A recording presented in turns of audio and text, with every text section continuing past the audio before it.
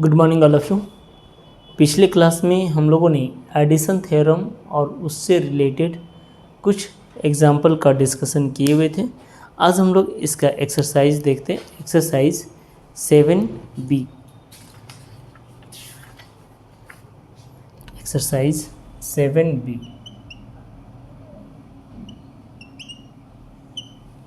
7B का first question कह रहा है क्या? 7B का फर्स्ट क्वेश्चन कह रहा है कि from a pack of 52 cards one card is drawn. 52 card का एक पैक है जिसमें एक कार्ड निकाला गया। What is the chance of drawing a king और एक?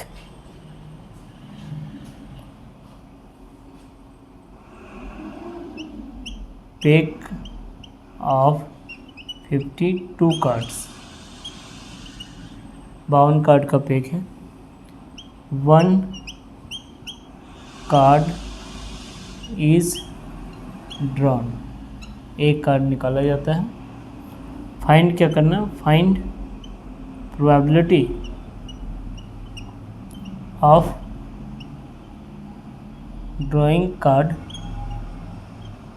इज या किंग और एक। जो कार्ड निकाला गया वो या तो क्या होना चाहिए? किंग होना चाहिए या तो एक होना चाहिए।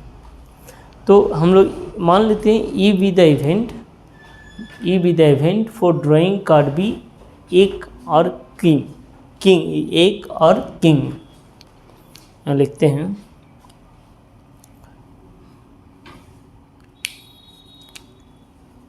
सॉल्यूशन में, let E be the event drawing card या ड्रॉन कार्ड इज किंग और एक। तो नंबर ऑफ किंग की संख्या कितनी होती है? नंबर ऑफ किंग होते हैं 4 एंड नंबर ऑफ एक की संख्या कितनी होती है? वो भी होते हैं 4। नंबर ऑफ किंग की संख्या 4, नंबर ऑफ एक की संख्या 8। यानी कि जो कार्ड हम लोग ड्रॉन करेंगे वो या तो किंग होना चाहिए या तो एक होना चाहिए। यानी कि इस केस में नंबर ऑफ इवेंट हम लोग के पास कितने आ गए? ऑप्शन हो गया 8 ऑप्शन। मतलब जो कार्ड हम लोग निकाल रहे हैं वो या तो किंग का होगा या तो एक का होगा। यही दोनों में से कोई एक कार्ड आना चाहिए। तो 4 किंग होते हैं, 4 एक होते हैं, तो टोटल एन ई का वैल्यू कितना हो गया? 8। एंड एन एस मतलब जो पैक में टोटल कार्ड है तो 52। Therefore probability of drawn card is या किंग और या एक। जो ड्रॉन कार्ड है, एक कार्ड जो निकाले हैं वो या तो किंग होगा या तो एक होगा। उसकी प्रोबेबिलिटी कितनी हो जाएगी? 8/52।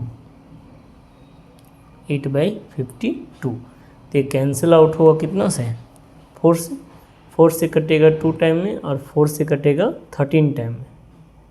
यानी कि आंसर कितना हो जाएगा? 2/13। आंसर कितना आ जाएगा? 2/13।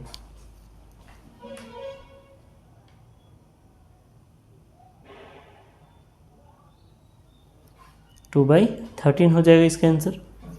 नेक्स्ट क्वेश्चन देखते हैं। क्वेश्चन नंबर 2 कह रहा है कि a card is drawn from a pack of cards. What is the probability that it is either a king of heart और क्वीन ऑफ डायमंड? अब यहाँ पे क्या कह रहा है कि जो कार्ड के साथ साथ स्वीट भी कंफर्म कर रहा है। यहाँ पे सिर्फ क्या था? किंग होना चाहिए या एक होना चाहिए। लेकिन अगला क्वेश्चन जो कह रहा है उसमें कार्ड के साथ साथ उसका स्वीट भी क्या कर रहा है? कंफर्म होना चाहिए। तो देखिए क्या कर रहा है question number 2।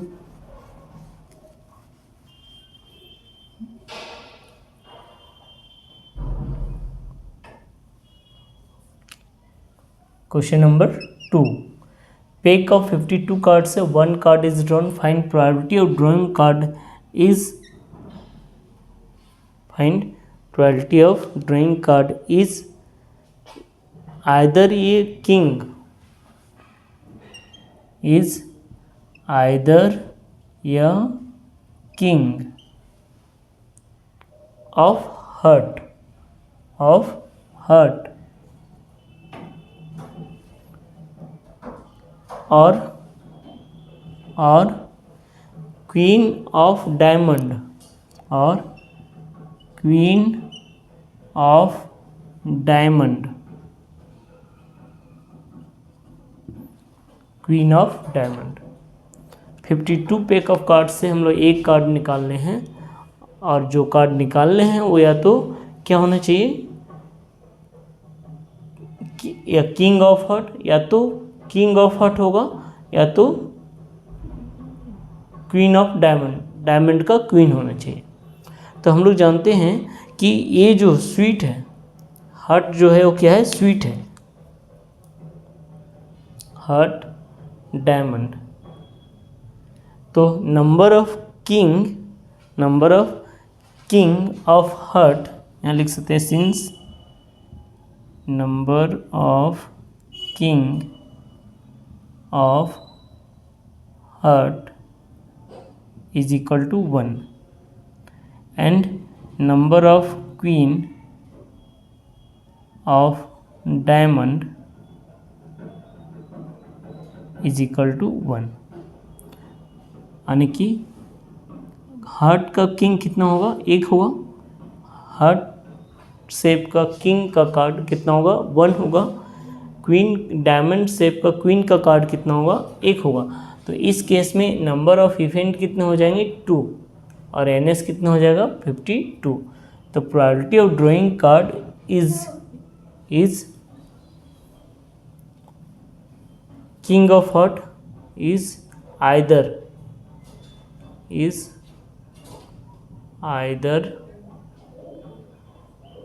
King of heart और क्वीन ऑफ डायमंड, और queen of diamond is equal to हो जाएगा कितना, 2/52। तो कैंसिल होने के बाद 1/26, तो इसका प्रोबेबिलिटी हो जाएगा कितना, 1/26। नेक्स्ट हम लोग देखते हैं क्वेश्चन नंबर 3। नेक्स्ट देखते हैं क्वेश्चन नंबर 3 में क्या कह रहा है कि इन ए थ्रोन ऑफ 2 डाइस, 2 डाइस को थ्रोन कर रहे हैं, what is the chance of getting the total of either 2 और 8 और 12, आइदर 2 और 8 और 12। कह रहे कि 2 डाइस को थ्रोन कर रहे हैं, 2 डाइस को थ्रोन कर रहे हैं। क्वेश्चन क्या कह रहे हैं, इन ए थ्रोइंग ए 2 डाइस, क्या लिख सकते हैं, if 2 dice are throne,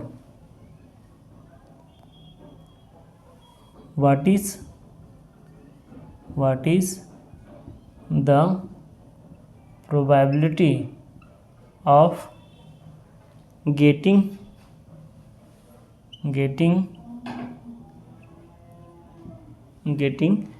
a total of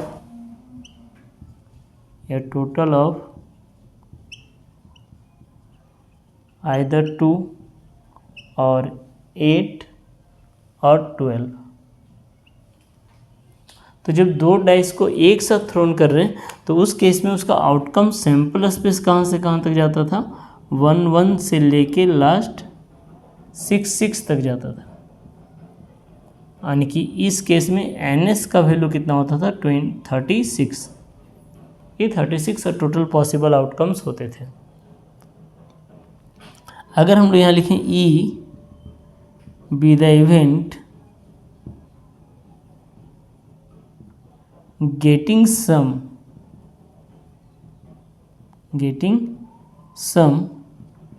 is either 2 और 8 और 12। देयरफॉर ई में कौन कौन सा आउटकम्स आ जाएगा? देयरफॉर दोनों का सम या तो 2 होगा, या तो फिर दोनों का सम क्या होगा? 8 होगा, या फिर दोनों का सम क्या होगा? 12 होगा। तो इस केस में ई का आउटकम्स क्या क्या आएगा? ई का आउटकम्स आएगा, अगर दोनों का सम 2 होगा तो 1 1 हो सकता है। दोनों का सम अगर 2 होगा तो आउटकम्स 1 1 हो सकता है। अच्छा, दोनों का सम अगर 8 होगा तो उस केस में आउटकम क्या हो सकता है? 2 6 हो सकता है, या फिर 3 5 हो सकता है, या फिर 4 4 हो सकता है, या 5 3 हो सकता है, या 6 2 हो सकता है। कब? जब दोनों का सम क्या होगा? 8 होगा तब। तो यहाँ पे हम लोग के पास ऑप्शन है। ऑप्शन क्या है कि दोनों का सम या तो 2 हो, या तो दोनों का सम 8 हो, या तो दोनों का सम 12 हो। तो ये तो हो गया 8 के लिए। अच्छा, अगर दोनों का सम 12 का बात करें तो उस केस में क्या हो सकता है? ओनली 6 6 हो सकता है। ओनली 6 6, एक ही आउटकम होगा 6 6। तो इस केस में नंबर ऑफ इवेंट की संख्या कितनी हो जाएगी? नंबर ऑफ इवेंट की संख्या हो जाएगी 2 4 6 1 7। एन ई का वैल्यू हो जाएगा कितना? 7। और एन एस का वैल्यू कितना है? 36। तो now therefore probability of getting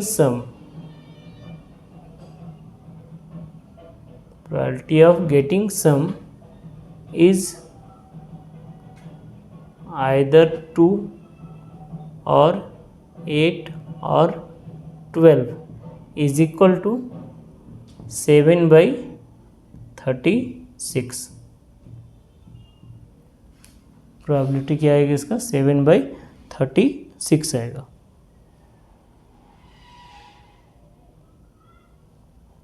same इसी फॉर्मेट पे आपका क्वेश्चन नंबर 4 बन जाएगा। 4 में कह रहा है कि एक डैश को थ्रोन किया गया, तो कह रहा है find the probability of getting an even number in rolling a fair dash. तो जब एक डैश को रोल किया गया तो उसमें इवन नंबर कौन कौन आ सकते हैं? या तो 2 आएगा, या तो 4 आएगा, या तो 6 आएगा। यही 3 इवन नंबर्स आ सकते हैं। अच्छा, टोटल आउटकम्स कितने होंगे? 1 2 3 4 5 और 6, 6 आउटकम्स होंगे टोटल। और इवन नंबर कितने होंगे? 3। तो पॉसिबल प्रोबेबिलिटी क्या हो जाएगा? 3/6। कैंसिल होने के बाद 1/2। नेक्स्ट देखते हैं क्वेश्चन नंबर 5 में कह रहा है find out the probability of getting a total of either 7 or 11 in a single thrown of 2 dice. तो एक बात आप हमेशा ध्यान रखिएगा, या फिर आप एक डैश को 2 बार टॉस करें, या फिर 2 डैश को 1 बार टॉस करें। एक डैश को 2 बार टॉस करें, या फिर 2 डैश को 1 बार टॉस करें। उसका जो आउटकम्स होगा वो हमेशा क्या रहेगा? सेम रहेगा। आउटकम्स कभी भी चेंज नहीं होगा। यानी सैम्पल स्पेस के जो पॉसिबल आउटकम्स होंगे वो उस समय भी क्या होगा? सेम होगा। तो 5 नंबर में क्या कर रहा है? 5 नंबर में कह रहा है कि find out the probability of getting a total of either 7 or 11। Getting, ये मिटा देते हैं। What is the probability of getting a total of either 7 or 11। इसका प्रोबेबिलिटी निकालना। कब निकालना ये? In a single thrown of 2 dice.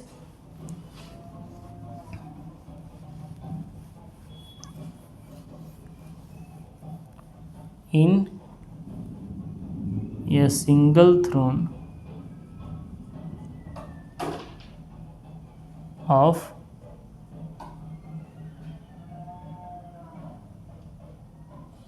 2 dice. Single thrown of 2 dice, 2 dice को एक बार उछाला जा रहा है। तो देयर यहाँ लिख सकते हैं सॉल्यूशन में क्या? If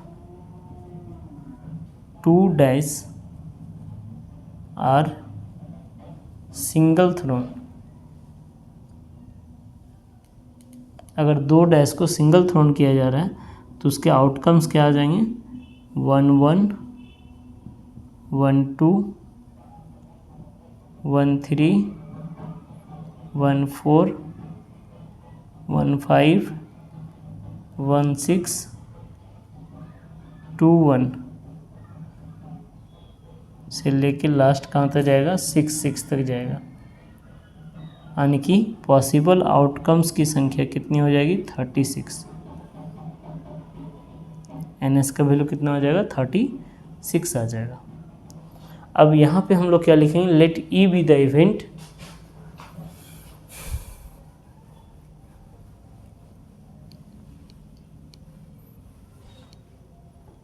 let E be the event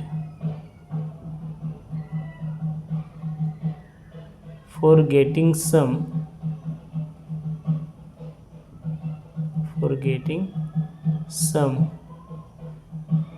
is either 7 or 11, या तो दोनों का सम क्या हो, 7 हो, या तो दोनों का सम क्या हो, 11 हो। तो उस केस में ई में कौन कौन सा आउटकम्स आएगा, ई में आउटकम्स आएगा, पहला 1 6 आएगा क्योंकि ये दोनों का सम 7 है। दूसरा क्या आ सकता है, 2 5 आ सकता है, ये दोनों का सम 7 है। या फिर क्या आ सकता है, 3 4 आ सकता है, ये दोनों का सम भी क्या है, 7 है। या फिर क्या आ सकता है, 4 3 आ सकता है, ये दोनों का सम 7 है। या फिर क्या आएगा, 5 2 आएगा, 6 1 आएगा।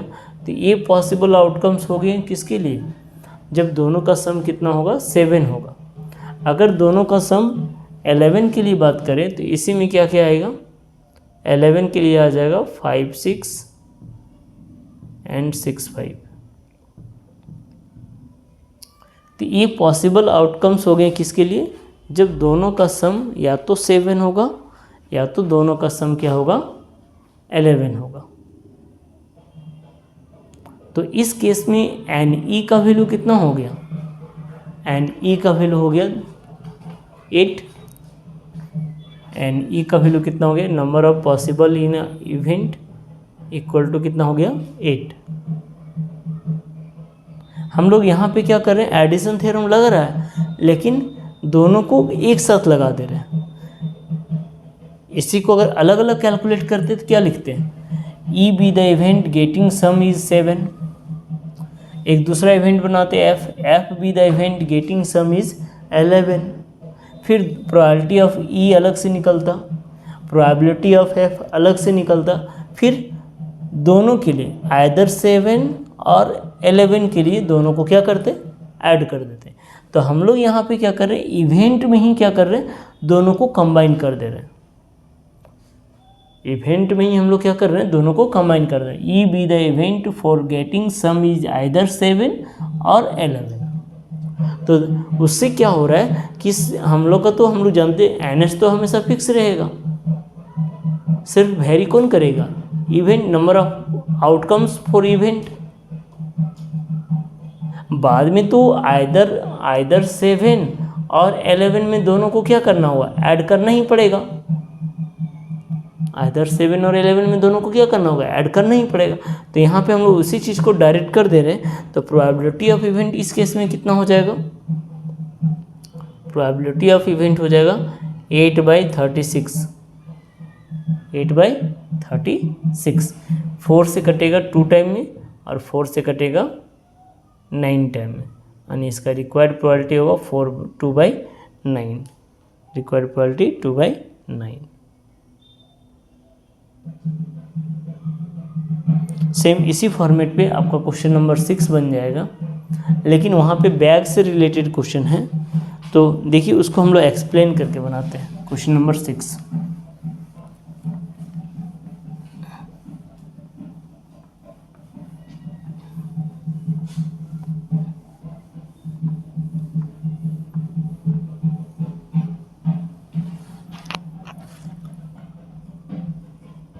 नंबर में कह रहा है क्या, कि ए bag contain 16 white 8 black and 12 yellow and 12 red ball. एक बैग है जिसमें 4 तरह का बॉल है, एक बैग है जिसमें 4 तरह का बॉल है, 16 वाइट बॉल है, 16 वाइट बॉल है, 8 ब्लैक बॉल है, 8 ब्लैक बॉल है, 12 येलो बॉल है, 12 येलो बॉल है एंड 12 रेड बॉल है, 12 रेड बॉल है। कर what is the probability of drawing a black or yellow ball in a single drawn. We have to find क्या करना है, probability of a white, probability of a black or या yellow ball,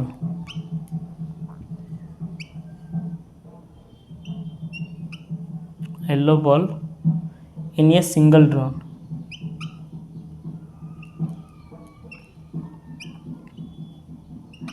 in a single drawn. Single drawn में हम लोग को क्या करना है, किसका प्रोबेबिलिटी निकालना है कि जो सिंगल ड्रोन कर रहे हैं वो बॉल किसका होना चाहिए, या तो ब्लैक का होना चाहिए या तो येलो का होना चाहिए। तो मान लीजिए कि हम लोग यहाँ पे 2 इवेंट कर लिए, एक इवेंट कर लिए ये किसके लिए, जब ब्लैक बॉल निकलेगा, ये बी द इवेंट ड्राइंग या ब्लैक बॉल, ये बी द इवेंट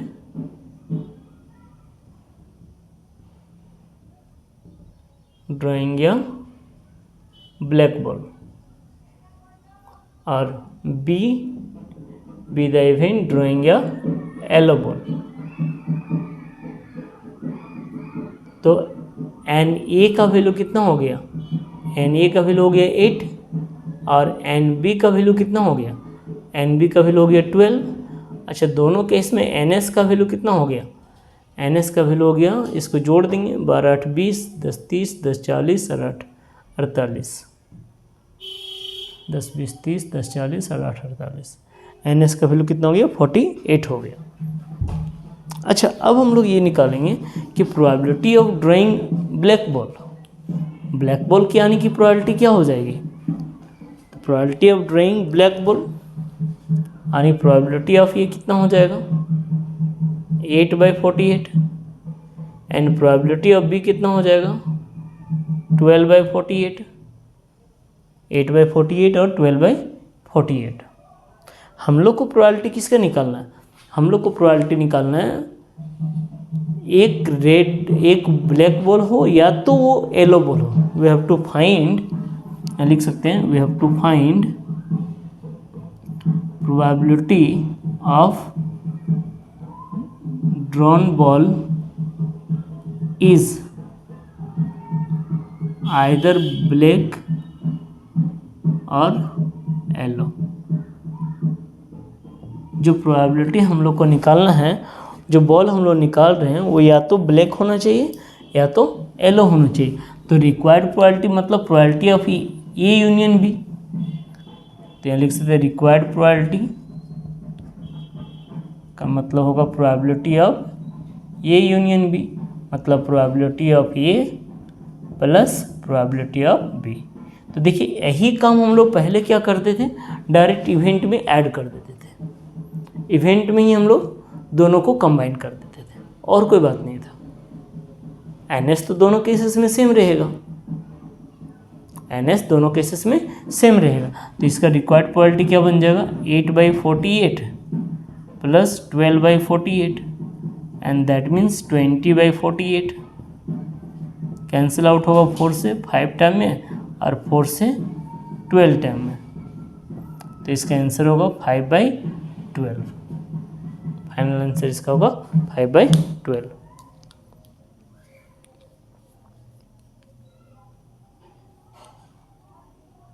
नेक्स्ट हम लोग देखते हैं क्वेश्चन नंबर 7 में कर रहे हैं क्या,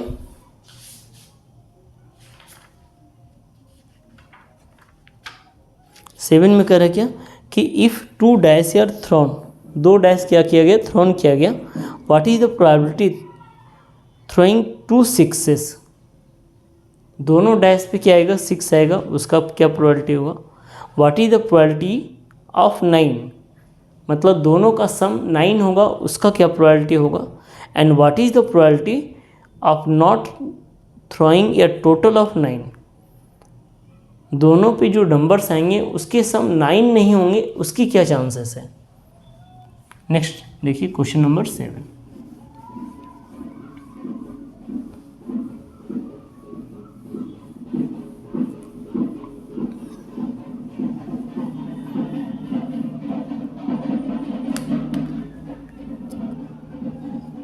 जब हम लोग 2 डाइस को थ्रोन कर रहे हैं, यहाँ लिखेंगे if 2 dice are throne,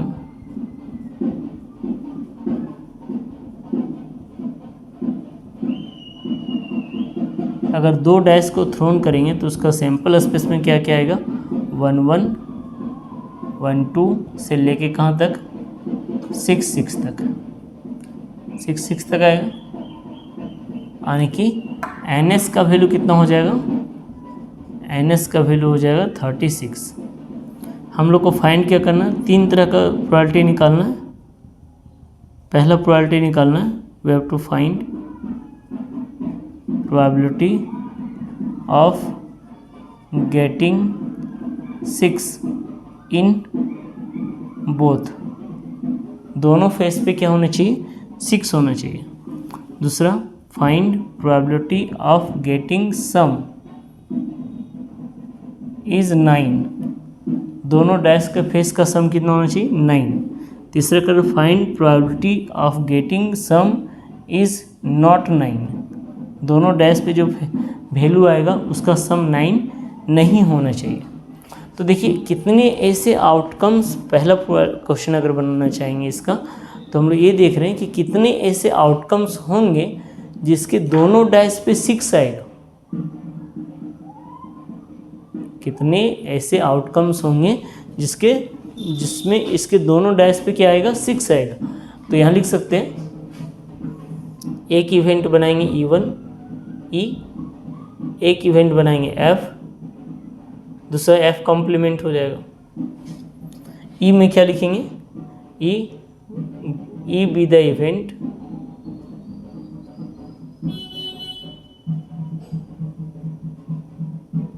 getting 6 in both face, दोनों फेस पे क्या आएगा 6 आएगा।